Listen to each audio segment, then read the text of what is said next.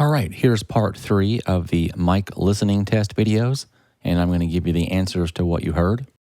In parts 1 and 2, you heard 3 guitar microphones and 3 kick drum microphones, and the whole point was to guess which microphone you were listening to as you heard the 3 different clips.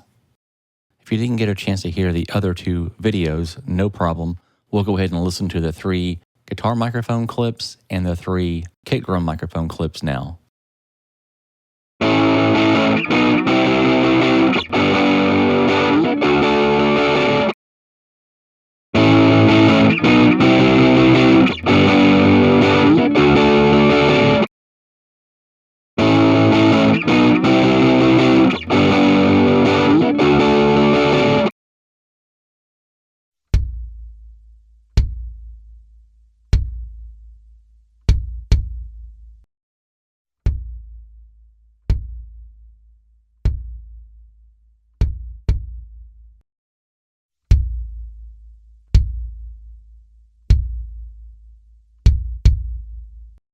All right, that's it. If you need to, go ahead and pause and play those again and get your answers.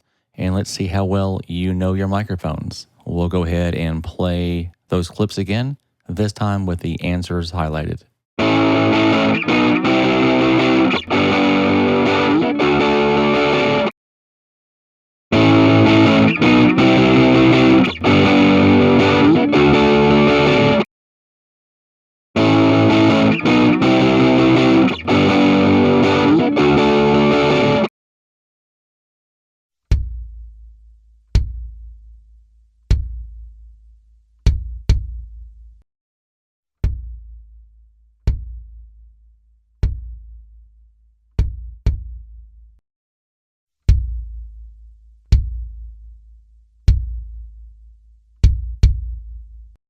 All right, so how did you do?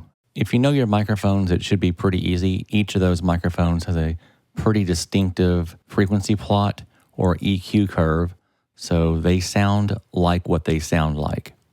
Let's go ahead and take a look at those frequency plots so we can see the EQ characteristics that's built into each of those microphones.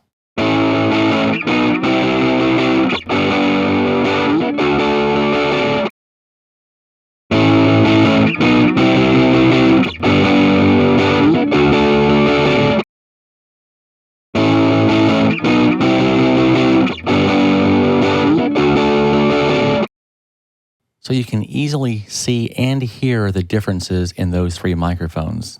And those frequency plots show you basically what you're hearing. Now, I did this test because there's a lot of debate online about which microphone's better. Some people will say the SM57 is a horrible microphone. It's old technology, and there's much better things out there now. So as you can see and hear, all 3 of those mics sound very similar. So there really isn't a best microphone or a worst microphone, in my opinion. So we had about 1,000 views of the videos, and I got close to 100 responses on people's guesses. And a lot of guys got most of those right because they know the characteristics of those microphones. But in reality, everyone missed them all. And that's because they're all the same microphone. I'm going to try and forget you said that. So on the guitar microphone test, they were all a Shure SM57, and on the drum microphone test, they were all the Sennheiser 602. So the point I'm trying to make here can usually be considered cork sniffing. Google that name as it relates to audio or recording or guitars and guitar amps, and you'll get a sense of what that means. But when it comes to microphones, my point that I've made a lot on the forums is that if you get one of the good professional microphones and you're not getting a good sound, the problem is not the microphone. So there's no need to debate which microphone is best. And if you're having a problem with your guitar sound, it's probably not the microphone. You should probably look at something else, a much bigger thing in the grand scheme of things in recording or live sound. And one last point that I want to make is that almost everyone picked the clip that was the loudest and had the most highs and lows as the best microphone. So hopefully this shows you that our minds, eyes, and ears are easily fooled, and it's easy to get caught up in the small things that really aren't the most important thing in our overall sound, whether that be as a guitar player or even as a sound engineer. always trying to get the best sound. There's much bigger things than microphones or microphone placement. I'll leave that there for now. Fire away.